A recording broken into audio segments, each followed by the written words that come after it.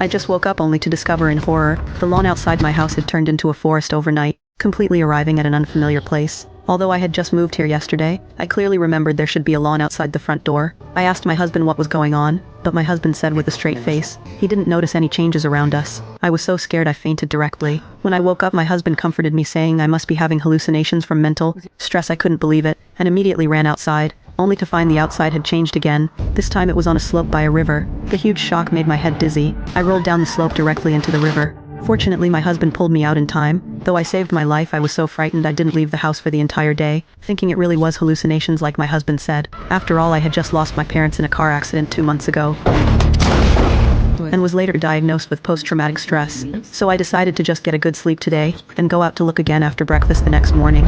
Before going out this time, I specifically asked my husband whether outside was the same as yesterday. My husband looked and confirmed it was, but when I gathered courage to walk out, I found outside had changed again. It had actually returned to the very beginning, yet facing such huge differences, my husband still said there were no changes outside. Extremely panicked. Why could only I see the changes, while my husband couldn't notice them? I excitedly rushed into the nearby woods, wanting to investigate, but after just a few steps I started feeling dizzy. Then I actually saw a rope hanging from a tree. I was instantly scared silly and fainted directly. When I woke up, my husband had already rescued me home. My husband worriedly suspected my mental illness had gotten worse, and took me back to the city hospital for examination. But after 2 days of testing, no other symptoms were found, so he brought me back to the cabin for recovery. The next day when I woke up, the first thing I did was rush outside, but I despaired again, because the lawn outside had become a ditch. But this time I forced myself to calm down, took out my phone I hadn't used for a month, photographed all around the house to save evidence, then specifically showed it to my husband, but my husband said calmly he needed to drive out to buy some food, leaving me alone at home. I took the opportunity to call my psychiatrist friend describing these strange events,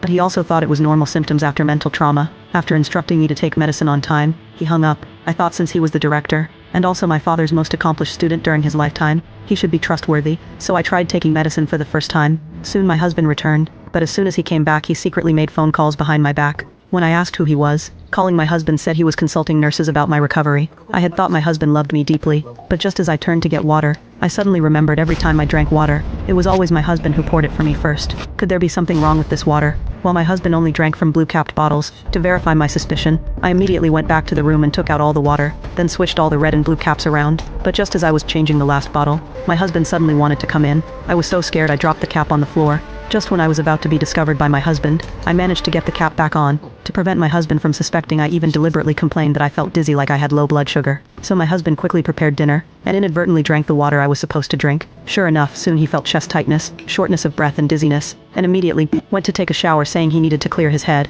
While he later went to the woods to relieve himself, I immediately rushed out of the house and grabbed an axe.